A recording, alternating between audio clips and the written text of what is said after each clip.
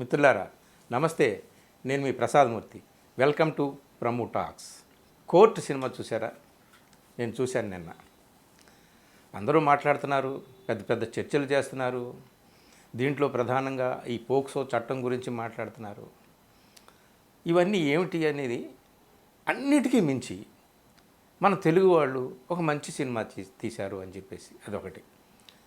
So అన్నిటికంటే ముందుగా ఈ సినిమా తీసినటువంటి నిర్మాత నానికి ఒక young and energetic first movie చేసిన అద్భుతంగా ఒక రోల్ మోడల్, మన తెలుగు ఇండస్ట్రీకి ఒక రోల్ మోడల్గా ఉండేటటువంటి సినిమాను తీసినటువంటి రామ్ జగదీష్ అనే కుర్రవాడు డైరెక్టర్కి హ్యాట్స్ ఆఫ్ చెప్తున్నాను. దీంట్లో ఉన్నటువంటి విషయం మీద చర్చకు నేను వస్తాను. కానీ ముఖ్యంగా నాకు ఈ సినిమా చూసినప్పుడు ఎవరో స్మగ్లర్లో, గూండాలో, హంతకులో హీరోలుగా చూపించలేదు, సుమోలు ఎగరలేదు, కత్తులు ఇక్కడ నెత్తురు పారించలేదు, మనుషులు సంఘర్షణలు ఇట్లాంటివి, అంటే ఒకళ్ళు కొట్టుకోవడాలు, తిట్టుకోవడాలు, నరుక్కోవడాలు, చంపుకోవడాలు ఇట్లాంటివి ఏమీ లేవు. ప్రశాంతంగా ఉంది, ప్రసన్నంగా ఉంది. అలాగే జోకులు పేరు చెప్పి వల్గారిటీ లేదు, వల్గర్ దృశ్యాలు లేవు, వల్గర్ పదజాలం లేదు, పాటలు లేవు. వల్గారిటీ లేదు, పాటలు లేవంటే వల్గర్. ఇది ప్రేమ కథ అయినప్పటికీ ఇక్కడ కొన్ని సన్నివేశాలని చిత్రీకరించే అవకాశం ఉన్నప్పటికీ, అంటే మానవ సహజమైన ఉద్రేకాలని సొమ్ము చేసుకోవడానికి రెచ్చగొట్టేటటువంటి సన్నివేశాలు చిత్రీకరించే అవకాశం ఉన్నప్పటికీ కూడా డైరెక్టర్ చాలా సంయమనంగా, చాలా బ్రహ్మాండంగా తీశాడు. పరిశుద్ధంగా, పరిశుభ్రంగా తీశాడు. ఇదిగో ఇలాంటి సినిమాలు కూడా తెలుగులో తీయవచ్చురా నాయనా అని చెప్పి నిరూపించాడు. అబ్బా, దానికి మాత్రం నేను ఆ రామ్ జగదీష్కి, ఇలాంటి కుర్రవాడిని ప్రోత్సహించిన నానికి ముందుగా హ్యాట్స్ ఆఫ్ చెప్తున్నాను. పోతే ఈ సినిమా గురించి నాకు ఏమిటంటే, ఈ పోక్సో చట్టం కంటే కూడా మెయిన్గా నాకు అనిపించింది, ఇది హానర్ కిల్లింగ్ సినిమా అండి. ఇది హానర్ కిల్లింగ్ సినిమా. కాకపోతే హానర్ కిల్లింగ్ సినిమాల్లో చంపేస్తారు, కుర్రవాడినో అమ్మాయినో చంపేస్తారు, లేకపోతే ఇద్దరిని చంపేస్తారు.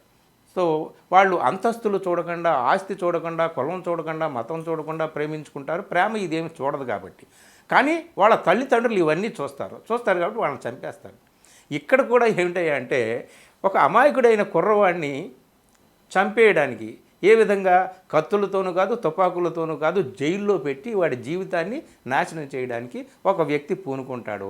కాకపోతే ఎవరో ఒకళ్ళు పాపం ఆదుకునేవాళ్ళు ఉంటారు కాబట్టి ఒక యంగ్ లాయర్ వచ్చి, సూర్యతేజ అనేటటువంటి లాయర్ వచ్చి ఆ కుర్రవాడిని ఆదుకుంటాడు.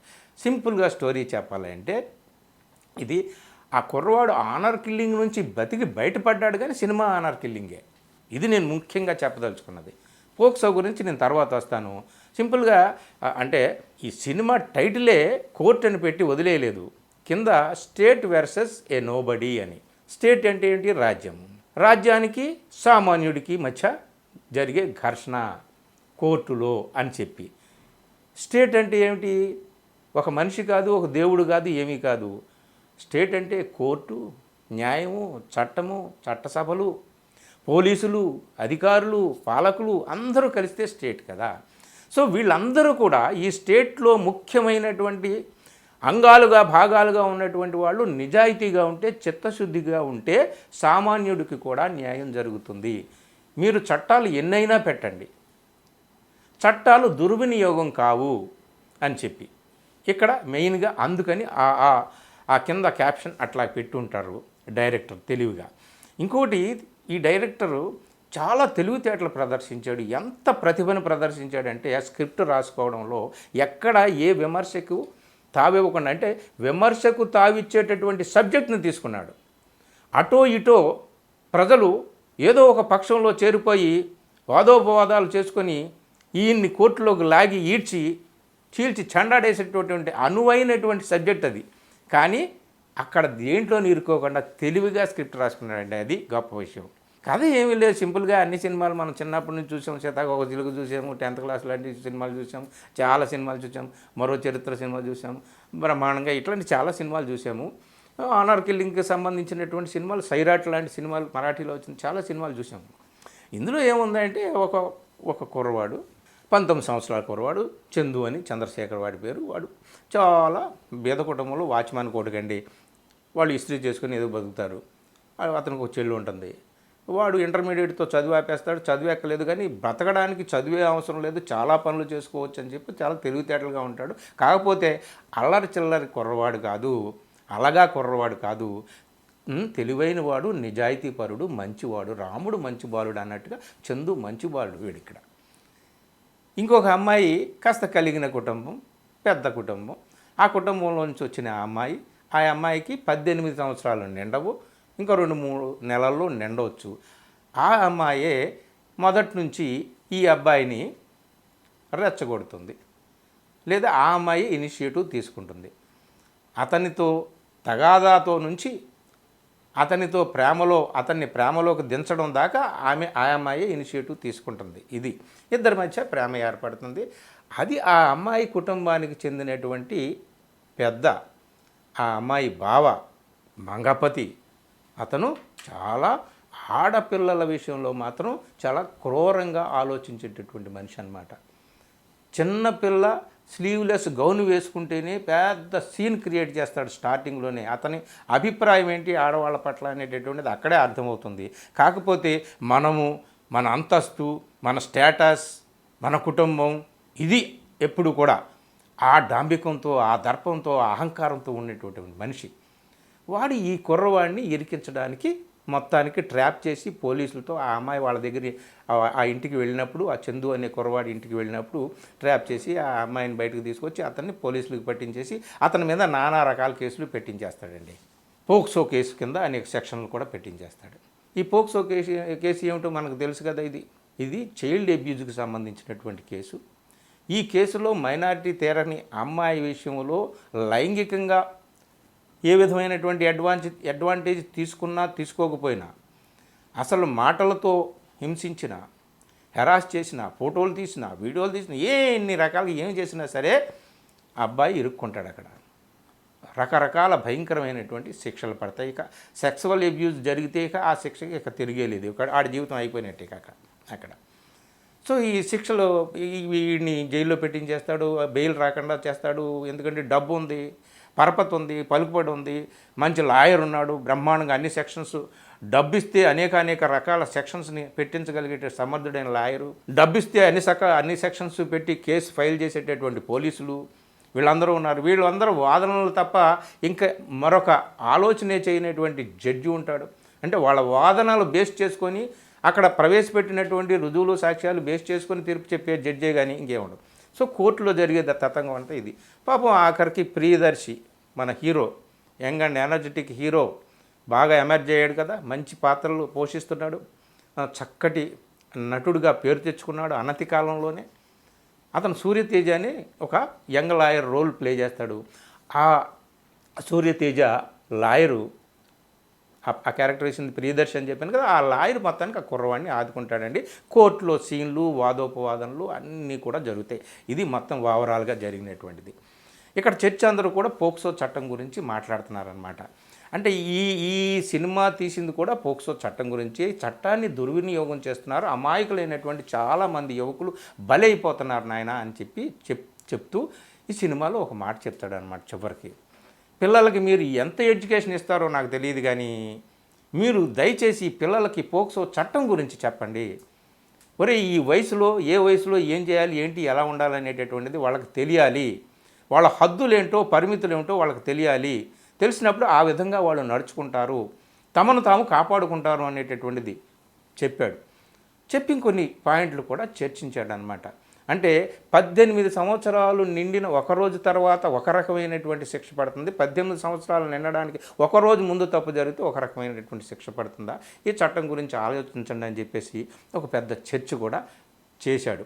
ఏది ఏమైనా పోక్సో చట్టం అనేటటువంటి దాన్ని మెయిన్గా కేంద్రంగా తీసుకొని ఈ సినిమా తీసినప్పటికీ దీని మీద ఎక్కువగా ఆయన రచ్చ చేయలేదు. సినిమా మొత్తం మీద రచ్చ అంటే ఏ దేశంలో ఈ చట్టం ఏ విధంగా ఉంది, ఇప్పుడు చాలా పరిపక్వత చెందినటువంటి స్థితిలో పిల్లలు ఉన్నారు, 100 సంవత్సరాల క్రితం ఉన్నట్టుగా లేరు, ఇప్పుడు చాలా మెచ్యూర్డ్గా ఉన్నారు. కాబట్టి వీళ్ళు యంగ్ ఏజ్లో మెచ్యూరిటీ తీరకముందు ముందే అంటే 15-16 సంవత్సరాల వయసులో లేదా 16-18 సంవత్సరాల మధ్యలో వీళ్ళు పరస్పరం ఆమోదంతో మ్యూచువల్ కన్సెంట్తో వాళ్ళిద్దరూ కలిసిన సెక్సువల్గా కలిసిన ఇది తప్పు లేదు. వేరే దేశాల్లో దీన్ని వేరే చట్టాల కింద మార్చారు. లైలా మజ్ను అనేటటువంటి చట్టాలు వచ్చినాయి చాలా చాలా చాలా దేశాల్లో.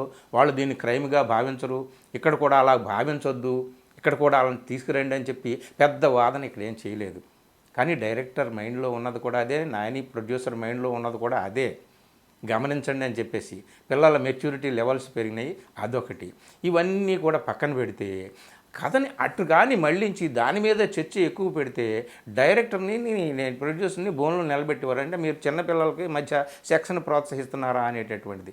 కానీ సినిమా మొత్తం చూస్తున్నంతసేపు ఆ కుర్రవాడు, ఆ చందు, ఆ అమాయకుడు ఆ బోన్లో నిలబడినప్పుడు అతను బతుకుతాడా, బయటపడతాడా, జైలు నుంచి ఎలా తప్పించుకుంటాడు, ఎవరైనా కాపాడతారా, దేవుడు ఎలాగూ రాడు, దేవుడు లాంటి న్యాయవాది ఎవరైనా వస్తారా ఏంటి. మొత్తానికి 3 సంవత్సరాలు ఒక సీనియర్ దగ్గర పనిచేసిన ఒక్క కేసు కూడా దొరకనటువంటి ఒక యంగ్ లాయర్ సూర్యతేజ సో మన ఇక్కడికి వచ్చి ఈ కుర్రవాడిని కాపాడతాడు. కోర్టులో అనేక వాదనలు చేస్తాడనమాట. ఏది ఏమైనా మిత్రులారా ఇక్కడ ప్రధానంగా ఏమిటయ్యా అంటే చట్టం దుర్వినియోగం అవుతుంది. ఎప్పుడు డబ్బు చేతుల్లో దుర్వినియోగం అవుతుంది, రాజకీయాల చేతుల్లో దుర్వినియోగం అవుతుంది, సామాజికంగా ఆర్థికంగా అంగబలం ఉన్నటువంటి వాళ్ళ చేతుల్లో దుర్వినియోగం అవుతుంది. వాళ్ళ వల్ల వాళ్ళు పోలీసులు లొంగిపోతారు, వాళ్ళకి చట్టాలు లొంగిపోతాయి, న్యాయవాదులు లొంగిపోతారు, న్యాయమూర్తులు లొంగిపోతారు, కోర్టులు లొంగిపోతాయి, అన్నీ లొంగిపోతాయి. ఇక్కడ అసలు ఇదే లేదు. మెయిన్గా మారాల్సింది అదంతా మారాలి. చట్టంలో ఎలాగో మార్పులు ఎలాగో చేయాలి. కానీ అలా తెలివిగా ఈ కథని నిర్మించుకోవడంలో, కథని నడపడంలో చాలా నేర్పుని ప్రతిభని ప్రదర్శించాడనమాట ఇక్కడ. కాకపోతే ఈ విధమైనటువంటి లైంగికమైనటువంటి నేరాలు చేసేటటువంటి వాళ్ళని తప్పించమని కాదు ఈ సినిమా తీసింది. పోక్సో చట్టం కింద వాళ్ళు కూడా వస్తారు కాబట్టి వాళ్ళు ఈ పోక్సో చట్టం కింద అరెస్ట్ అయిన నిజమైన నేరగాళ్ళు అందరూ కూడా నిరపరాధులే అని చెప్పడం కోసం కాదు ఈ సినిమా ఉద్దేశం. నిరపరాధులను, అమాయకులను బలి చేయకండి ఈ చట్టంతో, ఈ చట్టాన్ని దుర్వినియోగం చేయకండి, చట్టంలో మార్పులు ఏమన్నా ఉంటే తీసుకురండి, మార్పులు చేయండి, పిల్లలకు చెప్పండి. పిల్లలు, పెద్దలు, అలాగే పాలకులు, న్యాయమూర్తులు, న్యాయవాదులు అందరూ కూడా ఎడ్యుకేట్ అవ్వాల్సినటువంటి సినిమా. అందరికీ కలిపి ఒకే ఒక పాఠాన్ని చెప్పేశాడనమాట ఈ సినిమాలో. సో మిత్రులారా ఇది ఈ సినిమా. ఇది ఆనర్ జరగకపోయిన కిల్లింగ్ దాకా, అంచుల దాకా వెళ్ళి పాపం బతికి బయటపడ్డాడు. అమ్మయ్య నీ సినిమా చూస్తున్నంతసేపు కుర్రవాడికి మంచి జరుగుతుందా లేదా అనేటటువంటిదే మన మనసులో ఉంటుంది. మంచి జరిగింది. ఇలాంటి అమాయకులు బలి కాకూడదు. నిజంగా నేరం చేసేటటువంటి వాళ్ళు తప్పనిసరిగా శిక్ష అనుభవించాలి. కాకపోతే పిల్లల మెచ్యూరిటీ లెవెల్స్ పెరుగుతున్నాయి కాబట్టి వాళ్ళ మధ్య నిజంగా ఈ సినిమాలో ఒక సీన్ ఉంటుంది.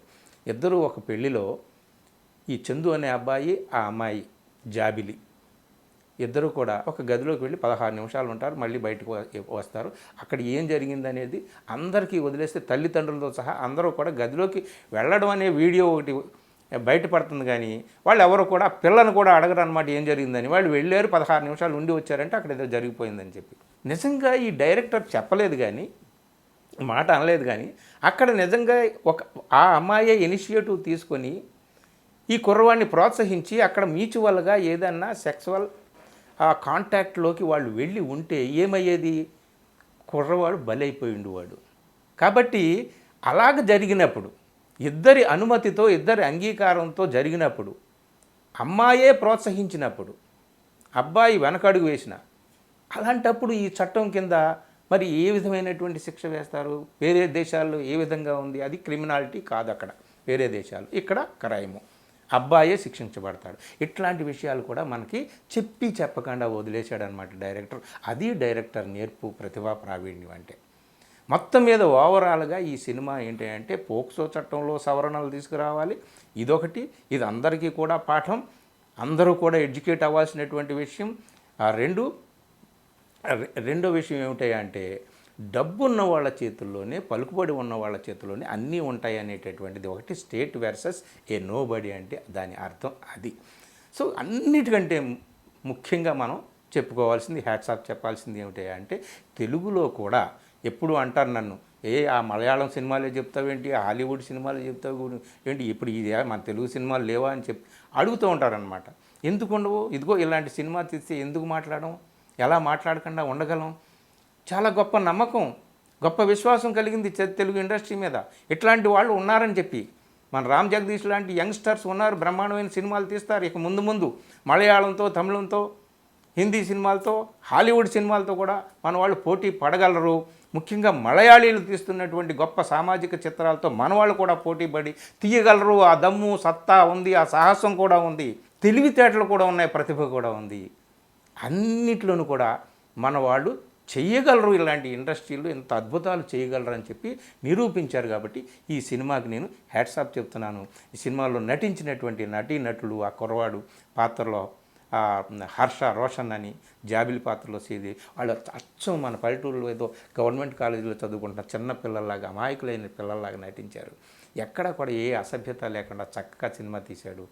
అటు మెసేజ్ ఇవ్వడంలోనూ, ఇటు సినిమాని గొప్పగా తీయడంలోనూ, ఎలాంటి వల్గారిటీ లేకుండా తీయడంలోనూ, అన్ని రకాలుగా కూడా ఈ సినిమా రోల్ మోడల్గా తీశారండి.